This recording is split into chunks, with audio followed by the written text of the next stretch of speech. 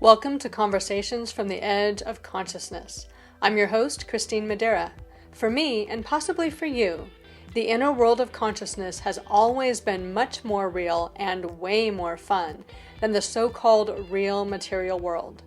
Growing up, I thought I was alone in this, but I'm not.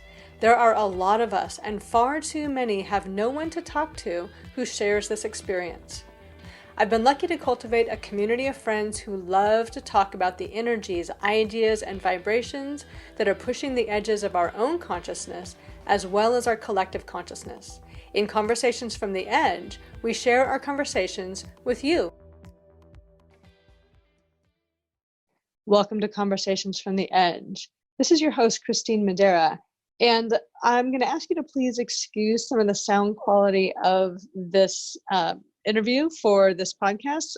In the era of everybody being online all at the same time, we're getting a little creative with sound. Sometimes it works better than other times, but I can assure you this interview with Veronica Torres and Eloheim is totally and completely worth it. Enjoy. Welcome to Conversations from the Edge. This is your host, Christine Madera, and I am here today with Veronica Torres. This is our first conversation, hopefully one of many. And I've known Veronica for a couple of years, and we met through Miche Meisner, who is also one of our regular guests. And Veronica has a lot of interests and talents. And so, Veronica, I am going to ask you to introduce yourself and then to introduce our Hi, thanks so much for having me today. It's really wonderful to connect with you in this format. It's very, very cool. I'm Veronica Torres. I am the channel for Elohim and the Council. Elohim and I started working together and doing sessions for the public back in 2002. So it's been a long journey. It's been an amazing and incredible journey, and it's the opportunity to have that non-physical guidance, that different perspective on human life as we evolve our relationship to fear and uncertainty, break habitual living patterns that don't serve us, and look into the world and see it with brand new eyes. Elohim's work is very down to earth, super step by step, and they say if it's not practical and actionable, we didn't do our job. So they really break things down and make it possible for anybody who's willing to evolve, to transform, and to release the things that they're ready to release. Well, terrific. And this is a wonderful time to really begin to tap into this level of awareness and insight, because we're in a time of great uncertainty. So right this moment, this is in March of 2020, and we are in the midst of some economic crisis or economic challenges and transformation, and a lot of coronavirus uncertainties. There's a lot of things happening that are giving us the opportunity to look at life in a different way. So I was really excited to talk to Elohim and the Council, and of course you today about, well, we'll see what we end up talking about actually. So what is the best way to proceed from here into our conversation? Yeah, the best way to proceed, we'll be talking, I'll be bringing Elohim in. The council is actually 6 other entities. I channel 7 different entities on a regular basis.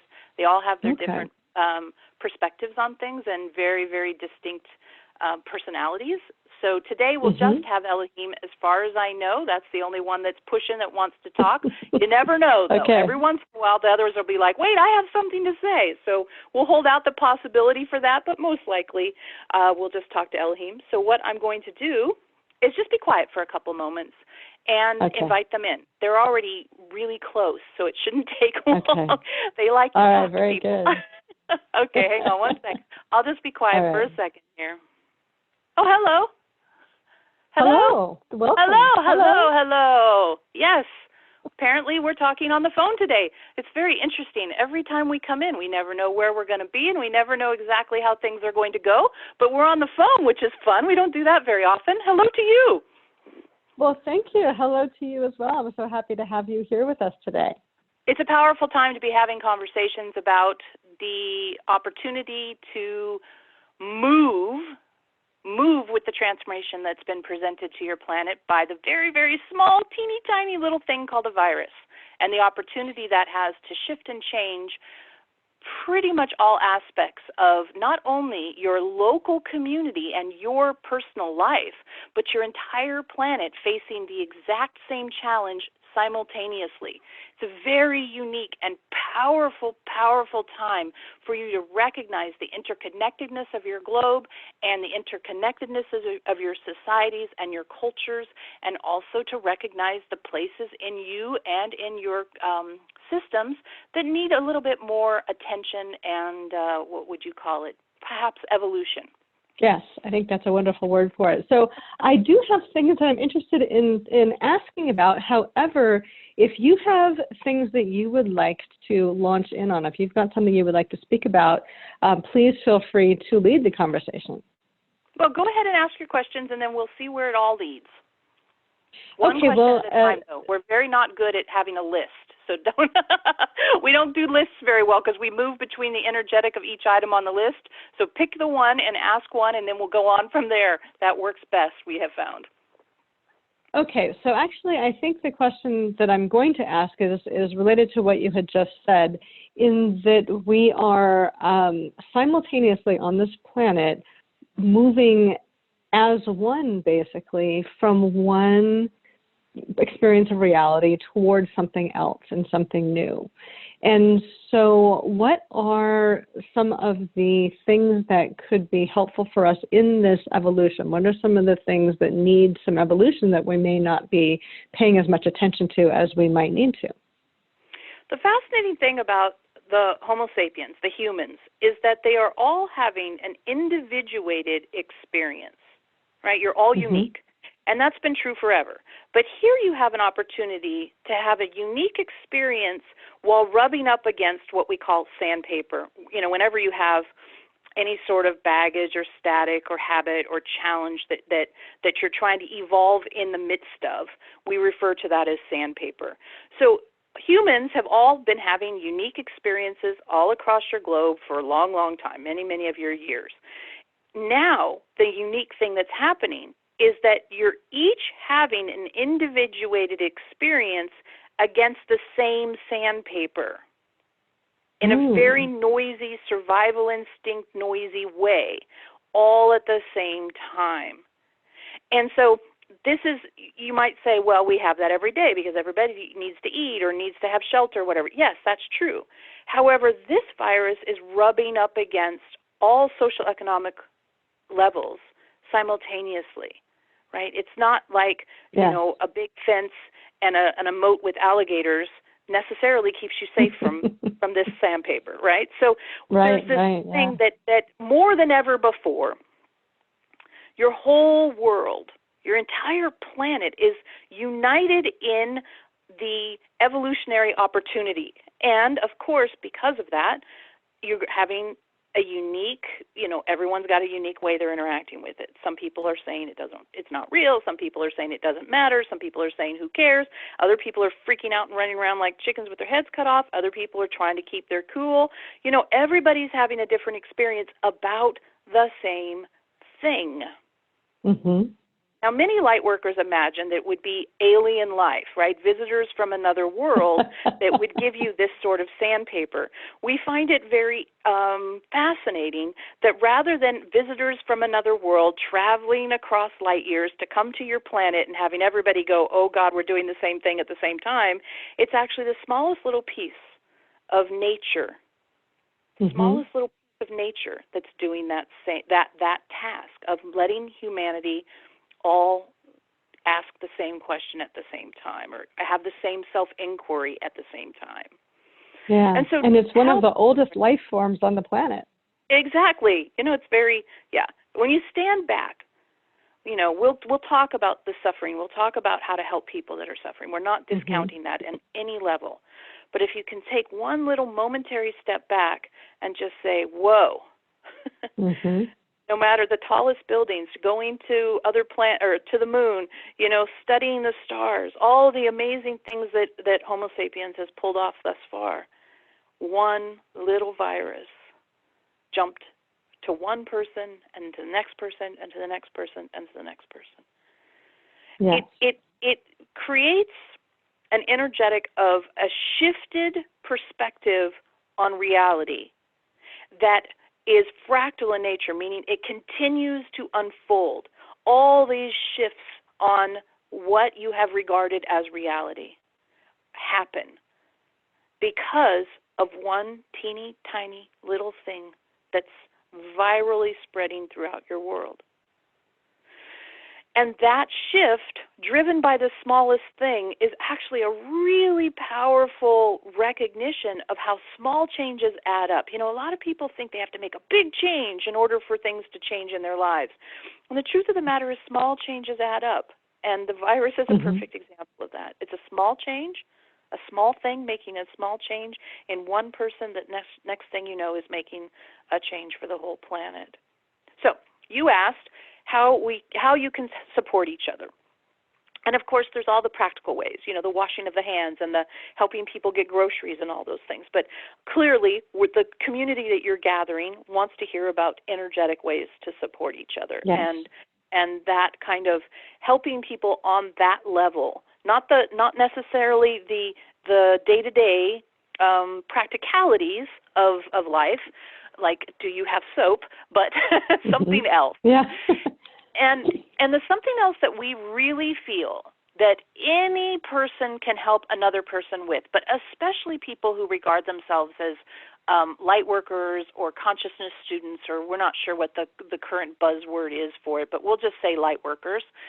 Okay. That light workers really wanting to help, but feeling maybe a bit disempowered, or I'm not part of the government, so how can I help? Or I don't have a ton of money to give to everybody, so I can't do that. You can make changes on an energetic level. And those changes on an energetic level are the biggest gift you could possibly offer. And the thing that we would invite everyone to do is that there is, in our teachings, we have the levels of creating, which are basically taking normal everyday human life and breaking them down into different levels to inform people and to educate and wake people up to the idea that there are many, many, many different ways to react to every single situation you're in. So we're on the phone with you, we could hang up and go outside. Or we could stay on the phone with you, right? Either one. We have that's an infinite thing, just an easy example. So as we broke down these different layers of how people typically respond to the world, one of the layers is called level 2, we call it. It doesn't matter why it's called that, it just is. And that's victimhood. And victimhood, everyone's familiar with this. If you've ever driven a car, you're familiar with victimhood, right? The guy cuts you off and you feel like he's done something to you. That's the easiest example. But everyone knows when they feel like, oh man, that concert I have tickets for is canceled. I'm feeling like a victim of the virus, or feeling like a victim of the government, or feeling like a victim of the calendar, whatever. That inherent sense of victimhood is very loud in people because it is tied to the idea that if someone's doing something to you, you might die, right? It gets the survival instinct activated. So victimhood is tied very tightly into survival instinct, which is a great fuel for it, and that's why it's so popular around your world. Victimhood doesn't help anybody, and we got to get as many people out of it as we can. So level 4 in our teaching that we referenced is called you choose your reaction to your experience. And level 4 is a huge break. We don't want to say breaking point, but differentiation point. Levels 1, 2, and 3 basically victimhoody stuff. Levels 4 and above is moving toward Homo Spiritus, right? It's an evolutionary level. It's not just same old, same old. Okay. So choose you can choose your reaction to your experiences. Said shorter, you are a chooser.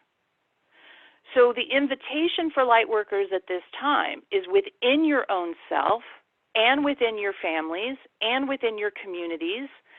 Recognize when victimhood is the dominant energetic, and gently find ways to remind the person that they are a chooser. You are a chooser. You can choose. Yeah, that's the shortest, easiest way to say it. You are a chooser. You are a chooser. Now, most people don't think they can choose because they're so used to letting strong emotions like victimhood or fear or uncertainty, all that stuff, thinking about the future, they're so used to letting that run their system without interruption, right? I feel that way. I can't change how I feel. Well, you actually can. And see, that's why the difference between levels 1, 2, and 3 and level 4 is so striking, because that kind of a statement of, I can't change how I feel, that a lot of people believe in, is actually not true in level 4. Yeah, but it is absolutely true in levels 1, 2, and 3, right? So that's the invitation here, is to help people see, where they are forgetting or not ever knowing that they could be a chooser. And that shows up in really an infinite number of ways. But the key for the light worker is to stand in that clarity. You can choose, because the people who are coming from level 2 in a super high amount of fear like you have right now are going to throw again and again and again why they can't choose. I can't change the way I feel. Everything is bad. I'm really scared. My mom is sick. They're just going to keep throwing and throwing and throwing things. And the light worker has to really stand in the clarity that reiterating victimhood is only going to give you more victimhood, and offering a reminder that they can choose is the path out of victimhood. Okay. So, and this is coming out of the emotion of victimhood to a more clarity of emotion. So what would you say, or what tools might you have for people who say, yeah, okay, I might feel better about whatever we want to comment on this, I might feel better about what's going on, but that doesn't change the fact that I lost my job yesterday and I can't pay the rent on, April 1st. So what is the bridge between from your perspective, from the change of feeling victim to actually changing how things are working in your world? Yeah. So the thing about your example, it's a great example because that's exactly what people are dealing with, right? Mm-hmm. The thing about your example is if somebody says, okay, I can choose how I respond to this, but I'm still a person who lost their job, that's still victimhood. Right? That's true. So the chance to say, I can choose how I respond to this can be something as simple as, I'm going to acknowledge that in this exact now, I'm safe. Yeah, that's perfect. I do that a lot. That's a wonderful one. And can you talk a little bit more about how powerful that one choice is? Because I think it kind of gets glossed over, but that right in this moment I feel safe, but in the next moment we go back to being a victim. But how powerful that is, because it's an amazing shift. Well, here's the thing. When you're in levels 1, 2, and 3, you're only given, we call it that's the personality levels, right? You're only given what personality can give you, and what personality gives you is limitation, duality, victimhood.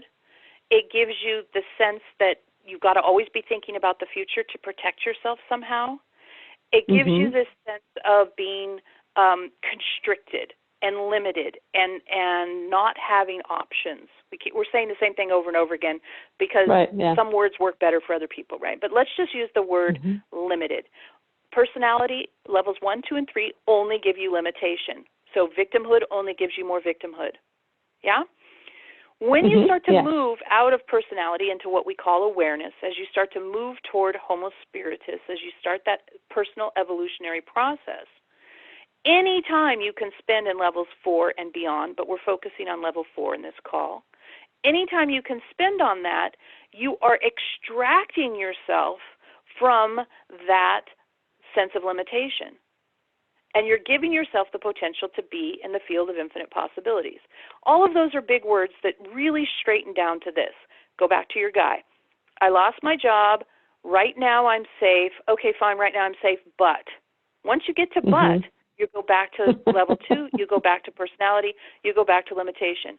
Any amount of time you can spend in continuing to choose your reactions to your experiences, and what you choose is to acknowledge the present moment, opens you up to the field of infinite possibilities, makes it more and more likely that you'll get an aha, that new insights will come in, and that you'll have the opportunity to get out of the box of limitation that staying in level 2 gives you. Does it instantaneously make money rain down on your head? Not that we have seen.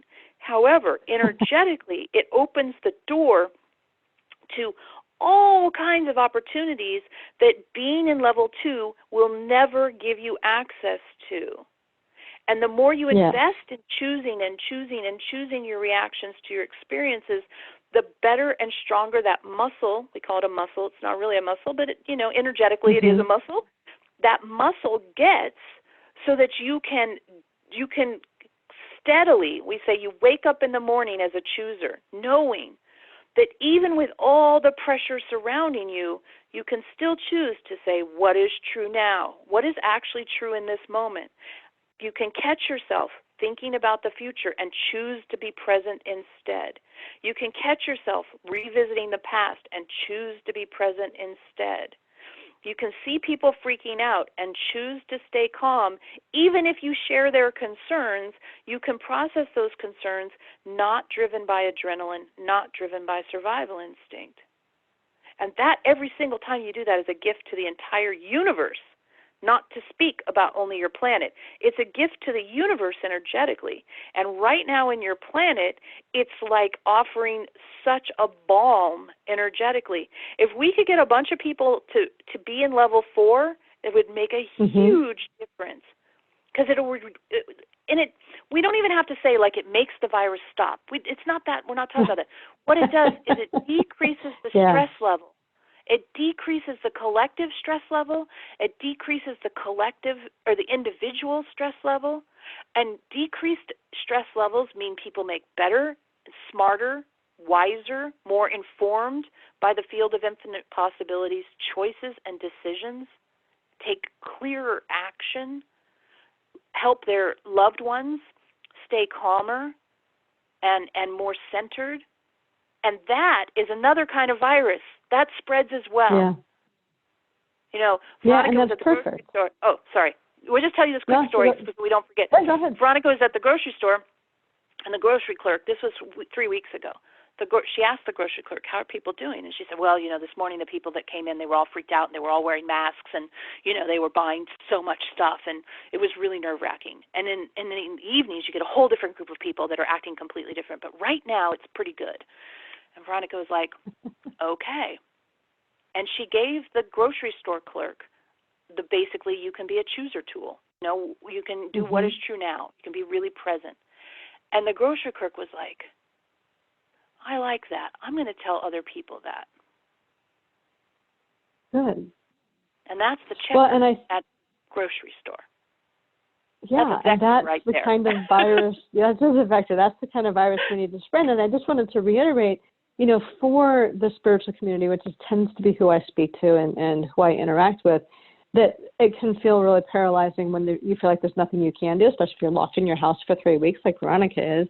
But you can, if you are in that state and you continue to choose to be a chooser and to choose peace and to be in that state of possibility, that in and of itself is a glorious gift.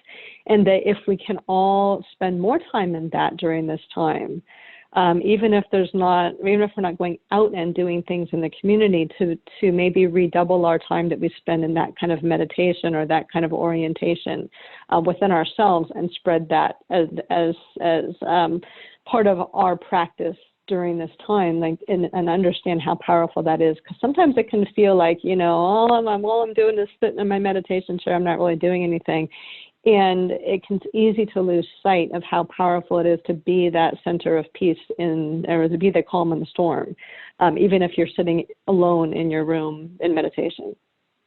Exactly. And you don't even have to go into meditation to be a chooser. In fact, yeah, that's true. It's something that we invite people to be doing every single moment of the day, no matter what you're doing, is to recognize that within yourself, you can be a chooser. And choosing to be present is actually one of the most powerful choices you can make.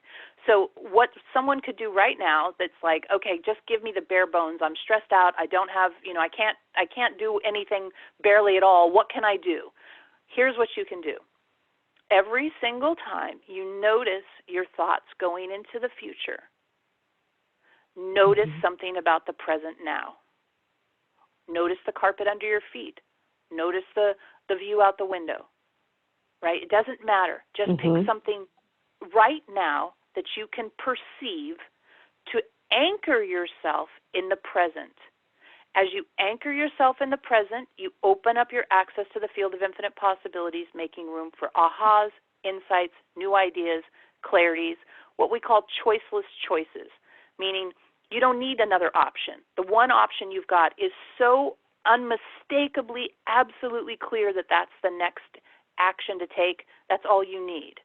And all of that comes from rooting yourself into the present over and over and over and over, choosing and choosing and choosing and choosing and choosing, so that you develop that muscle, that strength of accessing the now in an authentic way.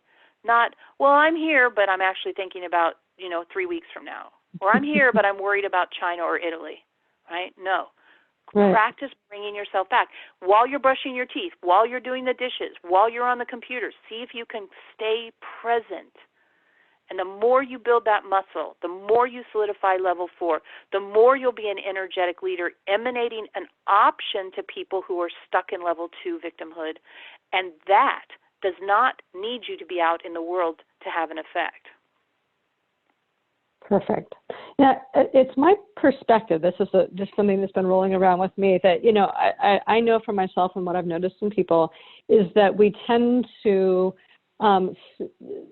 project whatever state we're in the moment as our future. And in watching like the markets over the last year or so that I've been watching the financial markets, when days are good, all the projections are positive. When days are bad, a recession is coming. And it's really it's amusing to watch how much we take what's happening in the moment and project that out into basically our foreseeable future.